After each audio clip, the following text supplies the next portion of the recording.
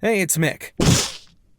And I have been in a huge, unproductive slump over the past few weeks.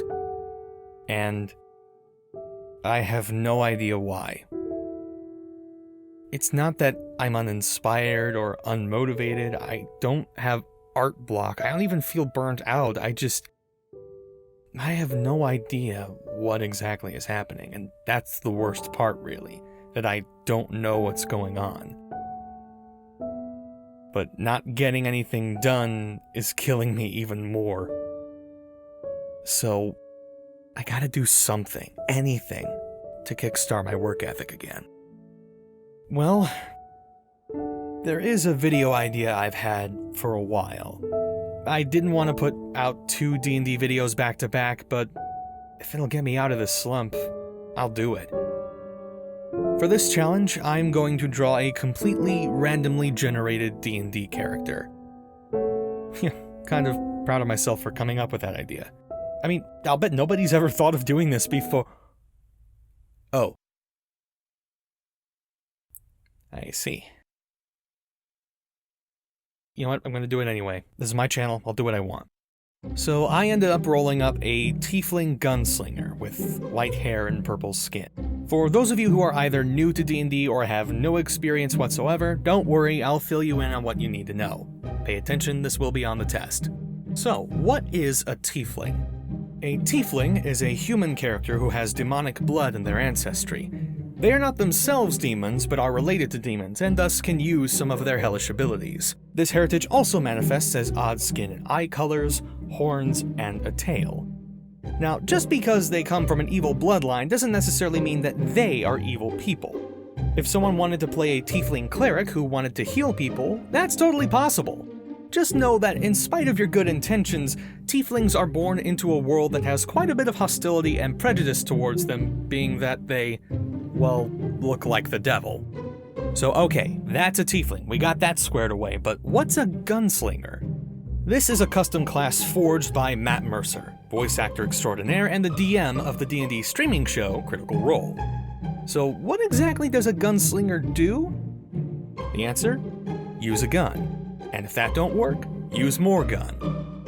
There's not much more to it than that, but hey, for some of you, that might be all you need to hear. If your D&D game has hints of steampunk, the gunslinger would be a great class to pick. So, now that I've explained that, onto the design process.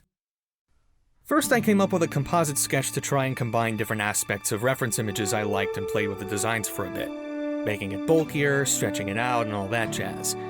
I started to play with the facial hair a bit because, while this was an adult tiefling, I didn't want him to look like an old man either. Nothing wrong with playing an older character, mind you, it's just not the concept I had in mind when I got this prompt. But in the end, I went with a long hair and beard combination. As for his clothes, I originally wanted the outfit to be a blend of the Wild West and typical D&D fantasy. But in the end, I just decided to go full-on Clint Eastwood with the poncho and cowboy hat. I debated doing that since I didn't want to cut holes into a Stetson, but obviously I did it anyway. As for the goat legs, well, as you can see, they gave me some trouble, but I saw many other artists giving tieflings hind legs like goats, and I figured, why not challenge myself today? A phrase I have learned to regret over the course of this challenge. You will see why in the not-so-distant future. While I'm getting this sketch layer down, allow me to go over this character's backstory, which, again, randomly generated. I decided to use the tables available in the book Xanathar's Guide to Everything, a Christmas gift for my current DM. Thank you, by the way, I really enjoy it. Now, these aren't required to use for the game. Up until this challenge, I never touched these tables. However, I wanted to add as much to the randomness of this challenge as possible. Plus, I thought that maybe the backstory would give me some insight into how he should be designed. Like, if he fought in a war, maybe he's missing a finger or something, that sort of thing. I will say, I did change 1 or 2 things to try and be more thematic, and I think I ended up rolling more life events than I should have by accident. But when I got to the second one, I was sort of already thinking about going that direction anyway, so I just decided to merge the 2 events together. I also rolled up a random name, again from Xanathar's Guide to Everything. Now, you can choose your own name for your character, but if you're stumped, Xanathar's Guide has a table of a bunch of different names, not just of the different fantasy races, but different names for human characters from different regions, like there's Celtic names, Egyptian names, African names, you name it, they have it. Also, yeah, I pulled up a reference for a flintlock pistol because I don't draw guns that often in my work, let alone D&D. Now, for tieflings in particular, they can either have a regular human name, or they can choose to adopt a virtue name to represent the, well, virtue they want to live their life by, or the role they want to play in society, like Grace, Malice, Harmony, or, from Critical Role, Jester. For this tiefling, I went with a human name, and I got Engelhart. Okay then, okay, here was the workaround I came up with for that. His birth name is Engelhart, but has since taken the nickname Angel, and immediately after I wrote that down, I realized the irony of naming a tiefling, a demonic-looking entity, Angel.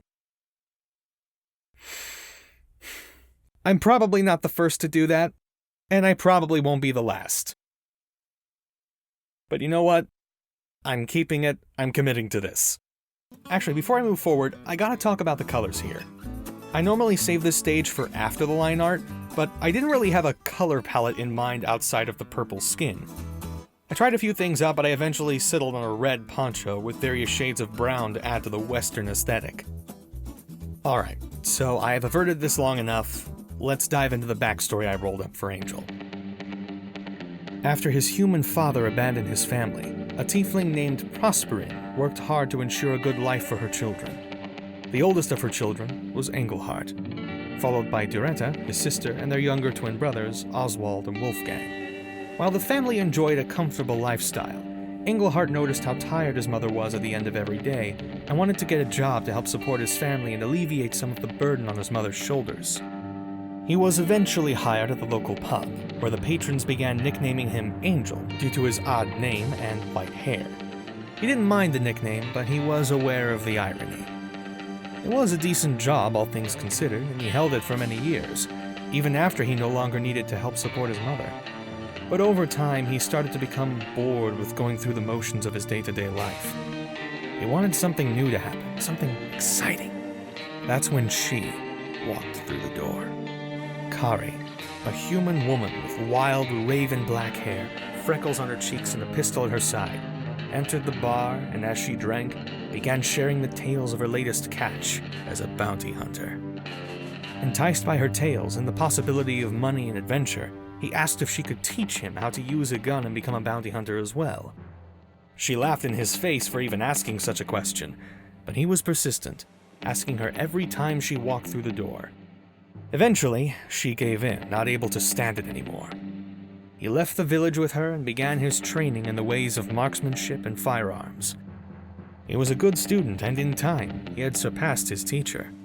Impressed, Kari took him on first as a business partner, and then as a life partner. For the next few years, they were known as the fastest shots this side of the Great Fault. But all was not well in paradise.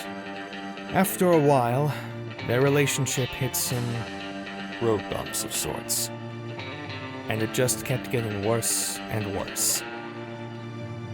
At one point, they couldn't stand it anymore, divorced, and went their separate ways. In the year that followed, Angel was on his own, hunting his own bounties, traveling far and wide, and had no problems with money. He had tried to move on, but as much as he tried to fight it, no woman he met could have ever compared with Kari. He realized he had made a huge mistake, and that something was missing from his life. So now he's setting out to redeem himself and reunite with Kari. Maybe he's just being nostalgic. Maybe he's a fool. Who knows? All he does know is that he would do anything to make it right again. He would do anything for another shot with Kari. No pun intended. After I got to that part in the backstory, I thought, how beautifully poignant. This character could fight the Dragon Queen Tiamat, the Demon Asmodeus, or even Cthulhu himself. Yeah, Cthulhu is in D&D. That's a long story that I'm sure somebody else has already told. And at the end of the day, none of that would matter to him. This guy doesn't want gold or fame or even revenge. all he wants is just to get back with his ex. A beautifully simple goal for a world as grand and epic as the ones in Dungeons & Dragons. Not that complex goals or characters are a bad thing, mind you, but with those types of characters it can be very easy to get caught up in the tiny details that, let's be honest, no one will know or care about. Sometimes, less is more. Oh, and on this poncho, I originally started to add some Celtic designs into it, again trying to blend the Wild West and D&D, but the design of the poncho ended up looking super busy, so I dumped it in favor of just some regular old stripes. Speaking of details, shading. I normally go with cell shading as it's simpler to do and I personally find it more aesthetically pleasing, but I wanted to try a more soft shaded look. Again, to challenge myself. I know overusing the gradient tool is a taboo in digital art, but this is my channel, I'll do what I want. And now, the background. I wanted to put one in because, 1, I feel like I don't do them enough, and 2, again, I wanted to challenge myself. I thought about doing either just a straight-up desert or maybe an ancient sand temple. In the end, I figured a bazaar marker would be more colorful and fun to look at. And while that's true, man did I underestimate the amount of effort and time it would take to do that background. Now, the actual designing of the background and the sketch layer was fine. It was everything after that that proved to be a drag. And maybe I could have saved myself some trouble if I had planned out the background ahead of time. Why would I ever do that?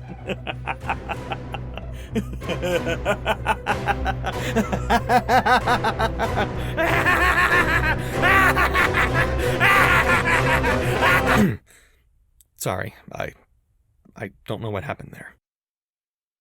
Point is, this background was hard for me. Especially the perspective. Now, the rooftops, the side stalls, the props, that was all fine. That wasn't the problem. But there was one line that gave me so much trouble. Not an object, not staging, a single line. Because my brain would constantly shift in and out on, it's in perspective, it's not in perspective, it's in perspective, it's not in perspective. I think I eventually just put something in front of it just to block that line. But still, all this to reiterate that I could have done the perspective better had I planned it out ahead of time instead of just diving right into it. Which, don't get me wrong, winging it isn't a totally bad thing all the time, but in this instance, as far as the background is concerned, yeah, I feel like I could have done better had I planned it out. But at the same time, this is kind of why I'm trying to do more background, so that way I can learn this stuff, so that way I can get better at drawing backgrounds, to a point where they don't give me a headache. So I'm not going to beat myself up too much about it, because this is part of the process, this is part of the journey. Moving on, coloring this bazaar proved to be quite the challenge as well. I wanted it to be colorful, but still keeping to the desert aesthetic. Now, fortunately, half-orcs having green skin in D&D certainly helps in giving at least some color in a mostly brown and orange landscape, but one background NPC can only do so much. I checked references from other people's illustrations, photos of actual bazaars in India, heck, I even looked at Disney's Aladdin for inspiration. No, the good one. There you go. Okay. To be completely fair, I haven't actually seen the new Aladdin yet. I kind of dislike it on principle. Like the movie was already perfect, you didn't need to remake it. But I will also admit, I'm very curious to see what Will Smith brings to the role of the genie. It's an odd casting choice, to be sure, but an intriguing one, at least to me. I'm genuinely eager to see what he does with it. But I'm getting off topic. All in all, I think I managed to do pretty well in the coloring of this environment, struggle though it was. Hey, it's Mick. Editing Mick, from the future.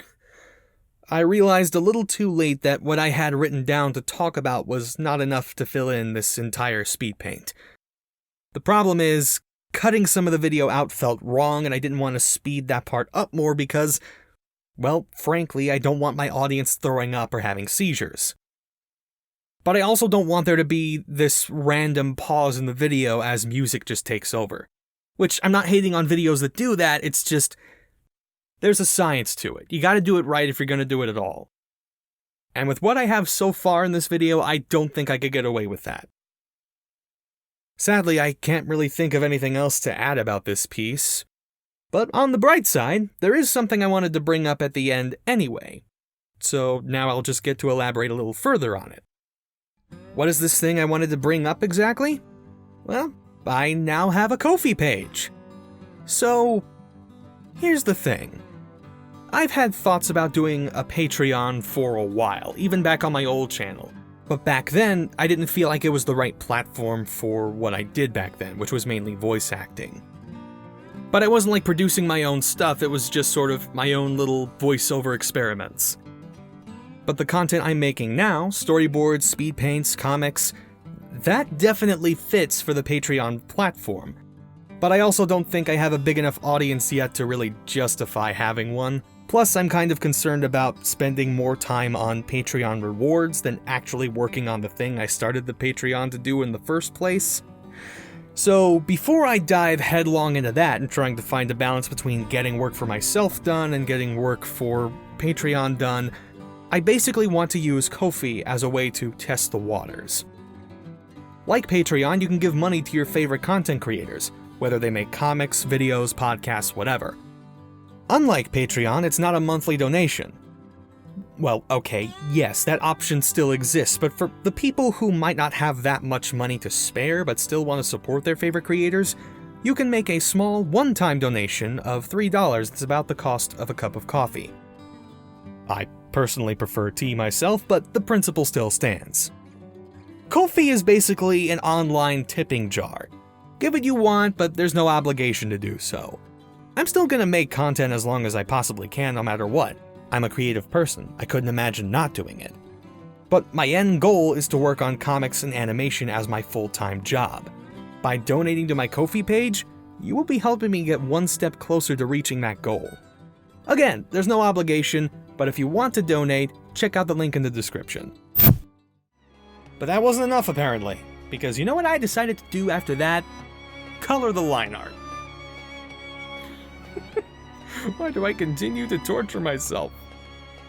All joking aside, in spite of the effort put into it, I do actually find this colored line art very aesthetically pleasing. Not just to this specific piece, just in general. Perhaps this is something I can incorporate into my other art styles as well. And now, at the end of everything, all the grinding, the patient crafting of this piece, what do I think when I look back on it? Honestly, way cooler than I was expecting. I know I just rolled up this guy for fun, just for the sake of a challenge, but if I can find a fitting campaign for him, maybe I'll go ahead and play him. If nothing else, I got a cool NPC to put in my own game. Whenever I decide to DM a D&D game, but that's another story for another time, figuratively and literally. In any case, after this, I think I may try to use those life event tables more in the future for my D&D characters.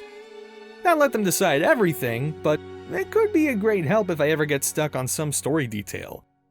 The background work also just kind of reminds me that I really want to play either a campaign or a small arc in some kind of desert location. Like a campaign based around ancient Egypt, or the Arabian Nights, or, again, the Wild West, or maybe some kind of combination of those things therein. Bottom line, I would just love to play something in a desert town, or city, or temple, even just for a one-shot. But enough about me fantasizing about future fantasy role-playing. That does it for this character design challenge. If you enjoyed it, leave a like and comment down below. And feel free to share this with your friends, or your players if you're a DM, or your DM if you're a player. Either way. And if you want to see more from me in the future, why not subscribe to stay up to date on all my creative endeavors? And again, if you want to help support my work, check the link in the description to visit my Ko-fi page and give me some change if you think my work is worth it. And with that, thank you guys so much for watching, and until next time, stay marvelous.